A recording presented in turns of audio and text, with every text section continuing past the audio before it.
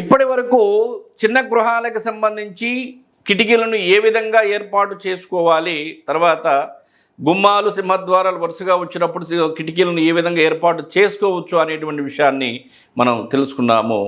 అంటే ఇంకొక విషయానికి వస్తే సింహద్వారములు ఉచ్చ స్థానములు ఉన్నప్పుడు సింహద్వారాలను బట్టి కిటికీలను కూడా ఏర్పాటు చేసుకోవాలి.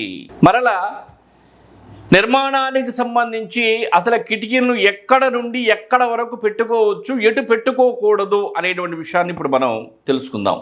మధ్య దక్షిణము నుండి మధ్య పడమర వరకు, అంటే మధ్య దక్షిణము నుండి మధ్య దక్షిణము, దక్షిణాగ్నేయము, తూర్పాగ్నేయము, మధ్య తూర్పు, తూర్పు ఈశాన్యము, ఈశాన్యము, ఉత్తర ఈశాన్యము, మధ్య ఉత్తరము, ఉత్తర వాయువ్యము, పడమర వాయువ్యము, పడమర మధ్య పడమర వరకు కిటికీలను పెట్టుకోవచ్చు. ఎటువంటి అభ్యంతరము లేదు.